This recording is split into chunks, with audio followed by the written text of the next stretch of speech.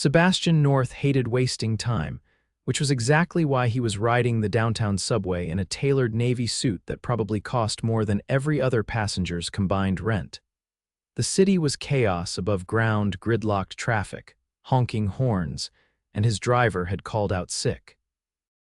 But Sebastian wasn't about to sit in the back of a cab crawling through Midtown for an hour. He had a meeting in Tribeca in 20 minutes, and the subway would get him there in 10. Efficiency, that's all it was.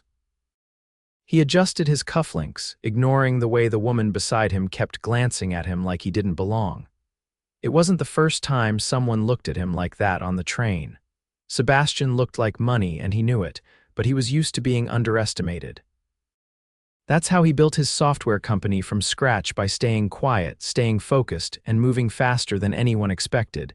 The train jolted, and the woman beside him stumbled, grabbing the pole between them. "Damn," she muttered under her breath. "Of course the one day I wear these boots." Sebastian glanced over. She was wearing scuffed brown ankle boots and a yellow coat that looked like it had seen a few winters too many. Her hair was pulled into a messy bun, strands falling out everywhere, but her eyes, hazel sharp and irritated, caught his attention. "You okay?" he asked. She looked at him quickly, as if surprised he spoke. "Yeah, just trying not to faceplant in front of half of Manhattan." He smiled, actually smiled, which surprised even him. "If it makes you feel better, I'd catch you." She raised an eyebrow. Is that supposed to be charming? Was it? Not even close. But she was smiling now too, and Sebastian felt something shift. He'd had a long morning filled with back-to-back calls, 2 investors arguing in his ear, and a team in San Francisco asking him to fly out again next week. But somehow this scrappy stranger on a train had made him forget all of that. "I'm Sebastian," he offered. "Francesca," she said, "but everyone calls me Frankie." "Frankie," he repeated. "Nice to meet you." She squinted at him. "You're not from around here, are you?" He blinked. "What gave it away? You look like you're on your way to court someone for $1 million merger." He laughed. "Close." There was a pause. "So," she said, "why are you on the subway? Shouldn't you be, I don't know, gliding through traffic in the back of a black car?" He hesitated. "Efficiency." She tilted her head, unconvinced. "I mean it," he added. "I have a meeting downtown. This was faster." "You're telling me you chose the subway on purpose?" "I like getting places on time." "Wow," she said. "That's weirdly practical." He shrugged. "It works." Frankie gave him this curious look, like she couldn't decide whether to laugh or ask more questions. "Well, Sebastian, who rides the subway for efficiency, I hope your meeting's worth it." As the train pulled into Franklin Street, he stood. She didn't. "This is me," he said. She nodded. "Nice, almost falling on you." He hesitated. He never did this. He never asked this, but then again, he never met women like her. "Want to get coffee sometime?" he asked. Frankie blinked. "You're asking me out." "I am. You don't even know me. I know you're quick and honest. And you made me laugh, which doesn't happen often." She looked at him like he was insane. And then, slowly, she reached into her bag and pulled out a receipt. She scribbled something on the back and handed it to him. "Text me where and when," she said. "I'm free Saturday." He took the paper, smiled, and stepped off the train just before the doors closed. Frankie watched him disappear into the crowd, then looked down at her boots. "Okay," she whispered. That was weird. Saturday came faster than she expected. Frankie stood in front of the cafe. He'd picked an unreasonably charming spot in the West Village that looked like it had been plucked straight from a movie. She wore her best jeans and a navy blouse she'd borrowed from her sister. Her boots were clean, hair down, lipstick on. Why was she nervous? Then she saw him. Sebastian walked up in a crisp button-down and jeans, holding 2 coffees. "I figured you'd like a head start," he said, handing her one. She took it, surprised. "You remembered I drink oat milk. You said that on the train." Frankie narrowed her eyes. "You actually listened?" "I always listen." They walked toward the river, sipping coffee and talking and talking and talking. She told him about her job as a children's book illustrator, the crazy deadlines, the weird clients. He told her about building his company, though he left out just how big it was. They sat on a bench near the water as the sun started to set. "You ever think about leaving New York?" she asked. "Sometimes," he said. "But then I meet someone like you and think, maybe not yet." She stared at him. Too much? He asked. Frankie shook her head. Just unexpected. I like unexpected, she smiled. Me too. 1 week later, he took her to dinner at a rooftop restaurant overlooking the city skyline. Everything was glowing candles flickering across white tablecloths, strings of lights overhead, and Frankie in a rust-colored dress that made Sebastian forget how to breathe for a second. This place is insane, she whispered as they were seated. He handed her a menu. Pick anything. She looked at the prices and blinked. Sebastian, this steak costs more than my rent.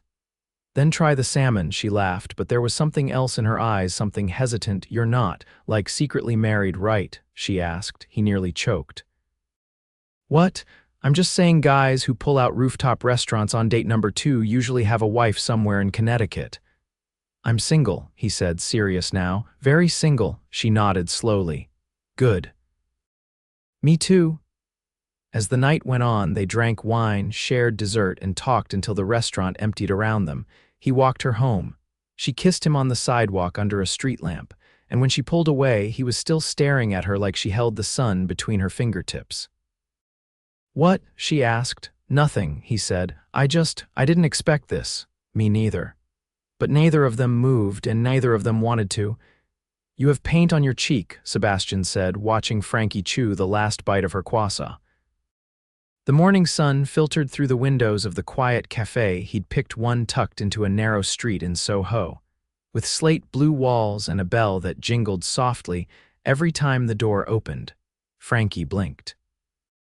Where? He reached across the table and wiped it gently with his thumb, then showed her the faint streak of teal on his skin.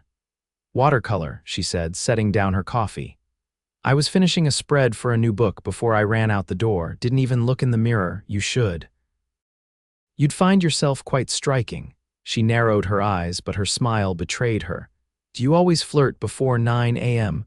Only when I'm with someone who deserves it. Frankie leaned back in her chair. You always this smooth, or do you practice in the mirror? I don't have time to practice, he said, glancing at his watch. But I make time for you. That quieted her. She didn't know what to say to that, so she focused on tearing a piece off her pastry. You never really told me what your company does, she said. You mentioned software but never got specific.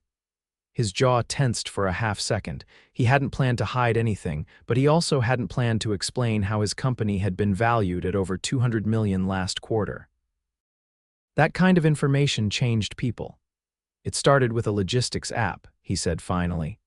Now we handle infrastructure for e-commerce platforms. Inventory, supply chain mapping, performance optimization. Boring stuff unless you're really into systems and data flow. Frankie tilted her head. That actually doesn't sound boring, he raised an eyebrow. You understand that? I freelance. I've had to build my own site, manage client intake, track my invoices. Believe me, if someone could optimize the nightmare of self-employment management, I'd pay for it in blood. Sebastian laughed. I'll see what we can do. She studied him then, her elbows on the table, her fingers laced. You're not like I expected. What did you expect? Buttoned up, cold, maybe a little arrogant. And how am I doing so far? You're still buttoned up, she said. But the rest? You're surprisingly human. He reached for his coffee. High praise. A moment passed. You're not going to disappear, are you? She asked quietly. He looked up. Why would I? Frankie shrugged, but it didn't hide the flicker of something behind her eyes. I've had a few great weeks with someone before, only to find out I was just a temporary distraction. Feels like there's always some other life they're not telling me about. Sebastian leaned forward. There's nothing temporary about how I feel when I'm with you. She didn't respond right away. She just stared at him, as if trying to decide whether to believe him or not. Then she reached across the table and took his hand. Okay, she said. They wandered through the city afterward, the morning turning into afternoon. He walked her to an art supply store she liked in the East Village and paid for her brushes before she could argue. She gave him a look, but didn't hand them back. Instead, she kissed him on the cheek outside the store. Your trouble, she murmured. I've been called worse. Later that week, Sebastian brought her to a gallery opening in Chelsea. The space was all exposed brick and dramatic lighting, with waiters gliding by holding trays of champagne. Frankie wore a midnight-colored dress that made heads turn when they walked in. Not that she noticed, she was too busy studying the brushwork on a surrealist piece near the entrance. "You know the artist?" she asked. "He's a friend of my COO's husband." "I get dragged to these things. You don't like them?" "Not when everyone's pretending to love a painting just to get their photo taken in front of it," Frankie laughed. "Then let's find something you do like." They wandered through the exhibit, stopping in front of a stark black canvas with a single red line down the center. "This one?" she asked. Sebastian stared at it. "Looks like someone gave up halfway." "Exactly," she said. "It's honest." He turned to her, admiring the way her eyes lit up when she talked about art. "You're the only one here who actually sees what she's looking at." "Maybe that's why I usually avoid places like this," she said. "I don't fit." Sebastian's voice lowered. "You fit more than anyone I've ever met." She looked away, and he didn't push. Instead, he reached for her hand and laced their fingers together in the middle of the gallery, in front of strangers and flashing cameras. When they left, a sleek black car was waiting. Though Frankie hadn't seen him make a call, she raised an eyebrow. "That yours?" "It's ours for the night." He opened the door for her. They ended up at a jazz bar tucked into a basement in the West Village. It smelled like aged wood and whiskey, and the singer's voice curled through the room like smoke. Frankie nestled into the booth beside him, sipping a dark cocktail and letting the music soak into her bones. "I don't understand you," she said after a while. He turned to her. "That's a good start. You're powerful, I can feel it. You walk into a place and people look up, but you're not trying to impress anyone. You don't brag, you don't show off." "Maybe I don't have to," she studied him. "Or maybe you're hiding something." For a moment, the air between them shifted. "I'm not hiding," he said. "I just don't lead with things that don't matter." "What does matter?" He didn't hesitate. "This." The next day, she invited him to her apartment for the first time. It was a fourth-floor walk-up in Alphabet City, filled with mismatched furniture, stacks of sketchbooks, and a small, lazy cat named Hugo who hissed the moment Sebastian walked in. "He hates men," Frankie warned, scooping Hugo out of the way. "Noted," Sebastian said, eyeing the feline as if it were a security threat.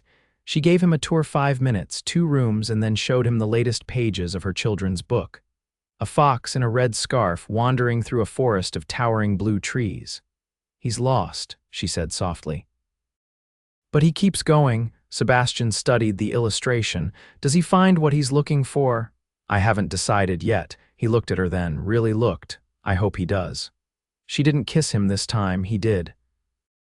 And when he left later that night quietly, reluctantly, he didn't realize he'd forgotten the cufflinks she'd found beneath her couch 2 days later, holding it in her palm like it carried more weight than gold. She didn't tell him, but she kept it. Frankie didn't notice Sebastian's absence until the silence in her apartment stretched too long. He hadn't called in 3 days, not that she was counting. But her phone stayed still on the table, untouched, and that silence started to feel like a wall. She told herself not to overthink it.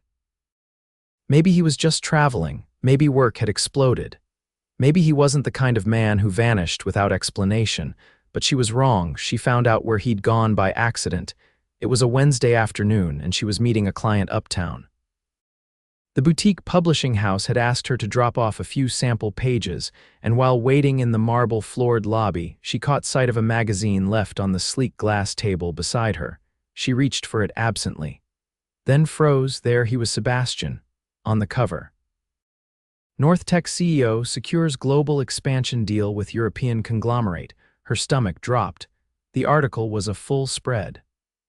Sharp black and white photos of Sebastian shaking hands with foreign executives, standing in front of a private jet, gazing out over a skyline she didn't recognize. The caption beneath one image called him Manhattan's most elusive tech entrepreneur. She flipped the page. Another quote, "North's ability to pivot in volatile markets has made him one of the most formidable private players in global tech." Frankie couldn't breathe. He hadn't just left town. He'd flown across the ocean, and he hadn't said a word. That night, she ignored his absence again. She painted until the sky turned violet, until her hand cramped and her brush fell from her fingers. Hugo curled near her feet, purring softly, but even that didn't ground her. The quiet was too loud. The next morning, she opened her email to find a message from her agent. One of her older books had been picked up by a European distributor. There would be a small bonus, enough to cover a month's rent with some left over. She should have been thrilled. She wasn't. When Sebastian finally returned, he didn't call. He showed up. It was a Friday evening, and she'd just come back from the grocery store, juggling a paper bag full of apples and oat milk when she saw him standing outside her building. He was leaning against the railing, coat collar turned up, shadows under his eyes. Frankie stopped at the bottom of the steps. "You're back." "I am. You didn't think to mention you were leaving the country." "I didn't know I was going until the night before. You couldn't pick up the phone," he swallowed. "I thought you'd understand." "Why would I understand being ghosted for almost a week?" "I wasn't ghosting you, Frankie. I was working." "Oh, right," she said. "The efficiency thing." He stepped closer. "It wasn't like that." "Then help me understand," she said. "Because I opened a magazine in a publishing lobby and found out the guy I've been seeing is a millionaire tech mogul who jets off to Europe without a heads up." He looked at her carefully. "I didn't want you to find out like that." "No." "Then how was I supposed to find out?" "I was waiting for the right time." "There's no right time to find out someone's been lying by omission." He didn't speak for a moment. He just watched her, his expression unreadable. "I never lied to you," he said. "I didn't tell you everything, but I never lied. That's not as comforting as you think it is." "I wasn't trying to hide who I am. I just didn't want who I am to ruin what we had." Frankie laughed, but it wasn't amused. "You thought your money would make me walk away.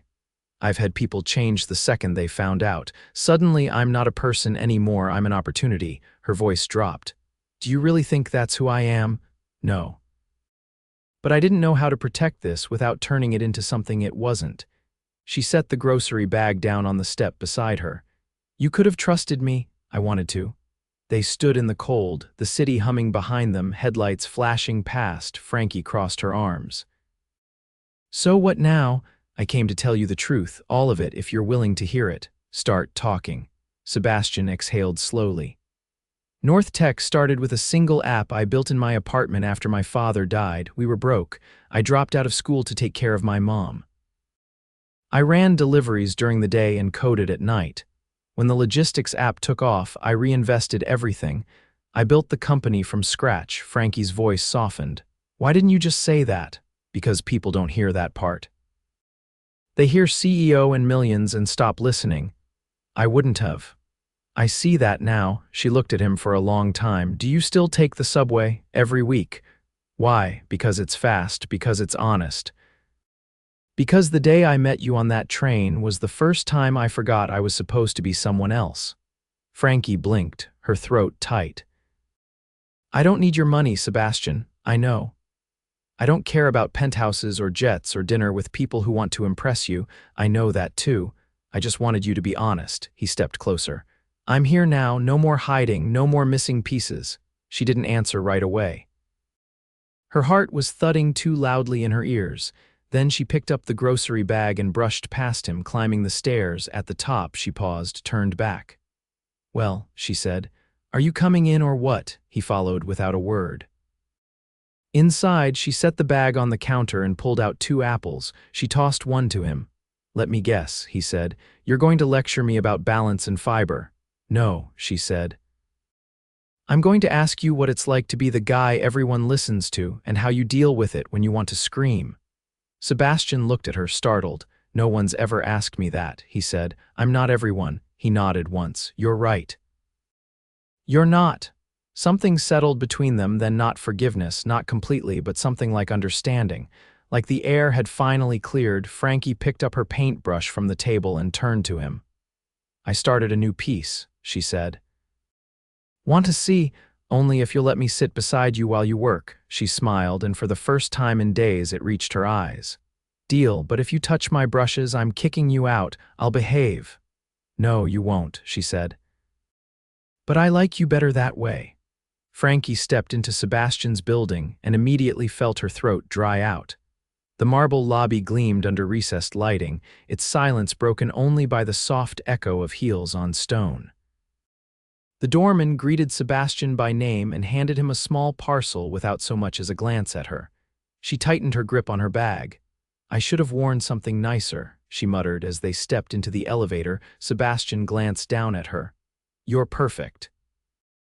And frankly, overdressing would insult your entire aesthetic."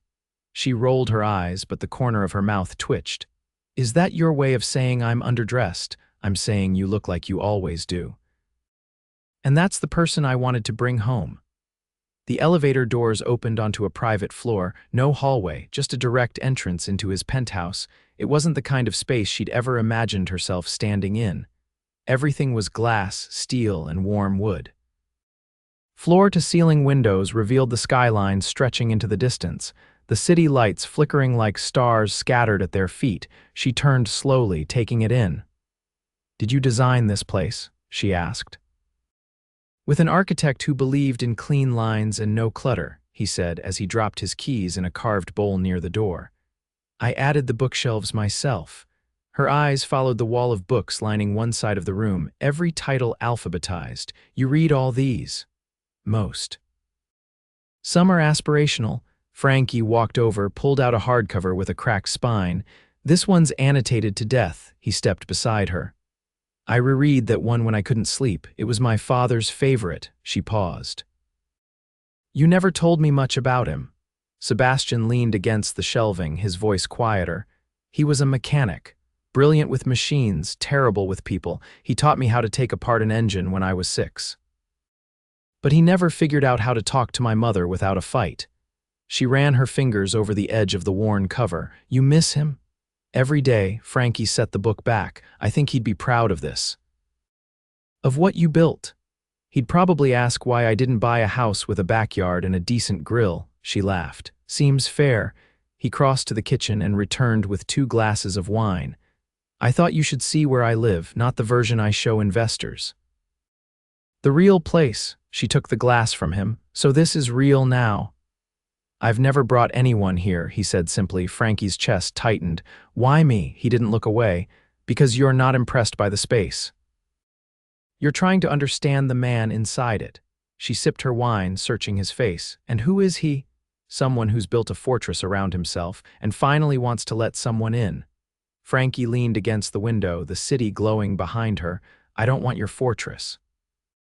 I want your mess, the parts you don't polish before showing off." He moved toward her slowly. "Then come see the worst room." She blinked. "There's a worst room in this palace." He led her down a hallway and opened a door. Inside was a room filled with cardboard boxes, half-built prototypes, whiteboards covered in equations and scribbled notes. A single desk lamp flickered near a cluttered work table. "This is where I test things.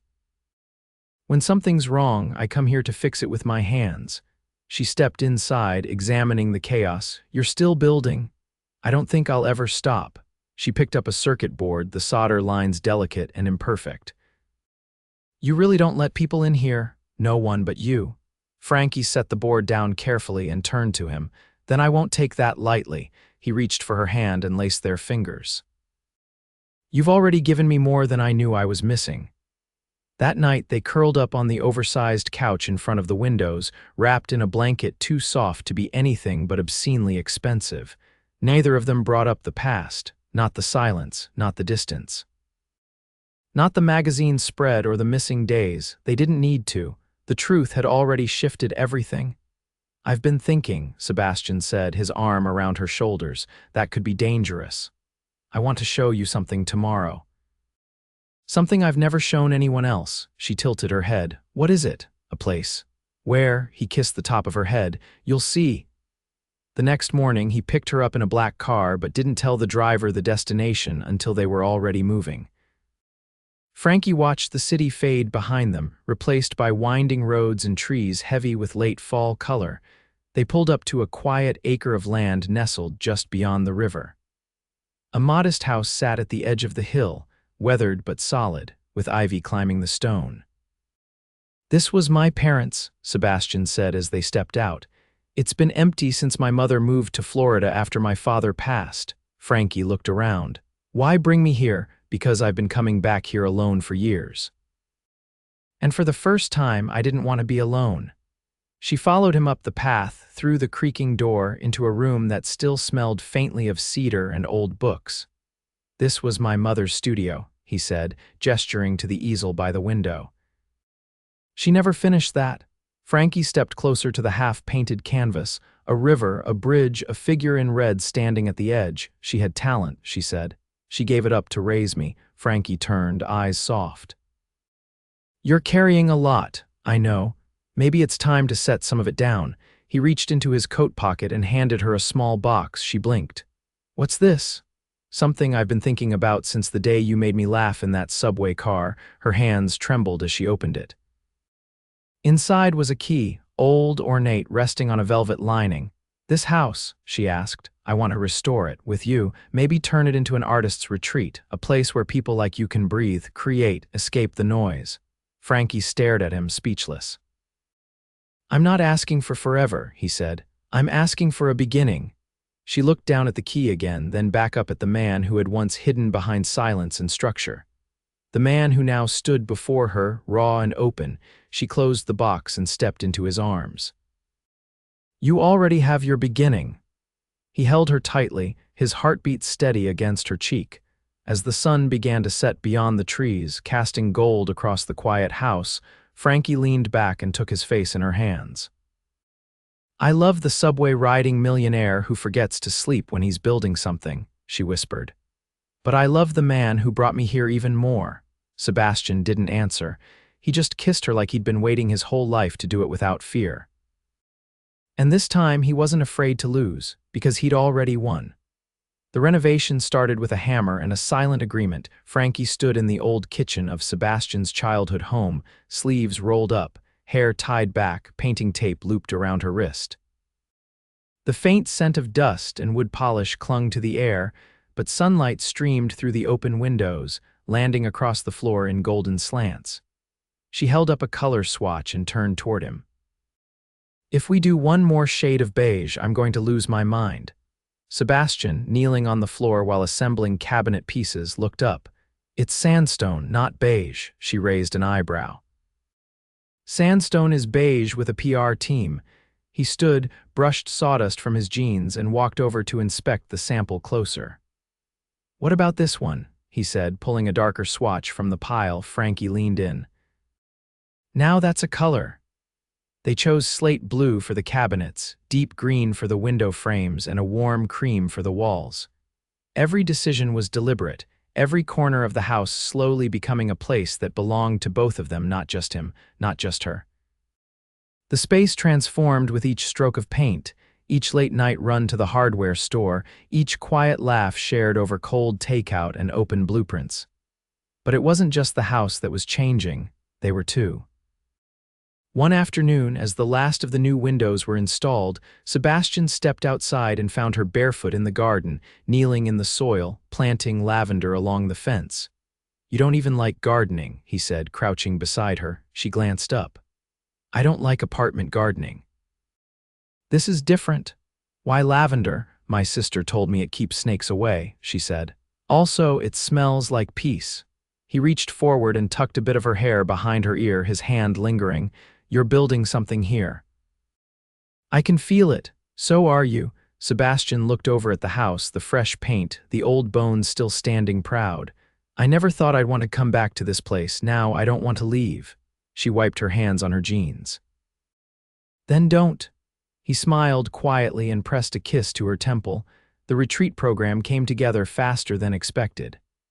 Frankie designed the logo, a fox in a scarf, perched under a tree with an open book, and Sebastian handled the permits, the business structure, the application process. They called it the Wild Hollow, and before the first season even launched, the waiting list was already full. One evening, while finalizing workshop schedules, Frankie glanced at him across the dining table. "You know what's wild?" she said. "Besides the name of the retreat. I used to think building something like this would take me away from who I am, like I'd have to change to fit into someone else's world." Sebastian leaned on his elbow. "And now, I think I just needed someone who wanted to build it with me." Late that night, after the lights were off and the crickets outside hummed in rhythmic pulses, Frankie sat up in bed and looked at him. There's something I haven't told you. Sebastian sat up slowly, brushing sleep from his eyes. What is it? My publisher wants to re-release my first book, the Fox one. They want to feature it as the core piece of a new line and do a promotional tour. He blinked. That's amazing. But it means travel, a lot of it, Europe, Asia, maybe even Australia, he paused. Are you asking if I'll be okay with that? No, she said. I'm asking if you'll come with me. Sebastian didn't even hesitate. Of course I will, she exhaled, her shoulders relaxing. I was worried you'd think I was running away. You're not running away, you're expanding. And I want to be wherever you are. They left the next month after the final window was sealed, after the first wave of artists arrived at Wild Hollow, and after they handed the keys to the new on-site coordinator, a former art therapist named Rosa who'd fallen in love with the garden. As they boarded the private plane, Sebastian arranged not because he needed to show off, but because he wanted her to be comfortable. Frankie glanced out the window at the land below. You know, she said, if you'd told me 6 months ago I'd be flying to Rome with a millionaire who once paid for my brushes, I'd have laughed. Sebastian reached over and took her hand. And if you'd told me I'd be in love with a woman who paints foxes and argues about color swatches, I would have said the same. She turned to him, her voice steady. You love me, he blinked, surprised by her tone. I thought that was obvious. I want to hear you say it. He cupped her face gently. I love you, Francesca Hale. I've loved you since the day you stumbled in those boots and told me I wasn't charming. She pulled him into a kiss that tasted like closure, like promise, like the beginning of everything else. 3 years later, the garden at Wild Hollow bloomed in wild, fragrant chaos. Frankie stood by the archway covered in ivy, barefoot again, her dress flowing in the breeze. Guests filled the chairs arranged under the old oak tree, and music floated on the wind. A small fox figurine sat on the welcome table next to a stack of her books, and a painted sign read, "This is where the wild hearts come home." Sebastian stood at the end of the aisle in a navy suit, no tie, curls tousled by the wind, eyes locked on her like he had never looked away. As her sister guided her forward, Frankie saw the tears in his eyes. Real, unguarded, when she reached him, she whispered, "You still take the subway?" He leaned in, voice low. "Only when I want to remember the best day of my life." They exchanged vows beneath the oak tree, barefoot and honest, surrounded by the people they'd helped heal, the stories they'd helped tell, and the legacy they'd built together. Later that night, after dancing and laughter and caramel cake, Frankie pulled him toward the garden. "I have something for you," she said, handing him a small box. He opened it to find the old cufflink she'd found months ago, polished and whole. "I kept it," she said. "I didn't know why until now." He turned it over in his palm. "You held onto the piece of me I didn't know I'd lost," she nodded, "and I'm never letting go." He slipped it into his jacket pocket and pulled her into his arms as fireworks bloomed above them, casting gold and blue across the sky. Together, they danced beneath the stars, barefoot in the dirt, exactly where they belonged.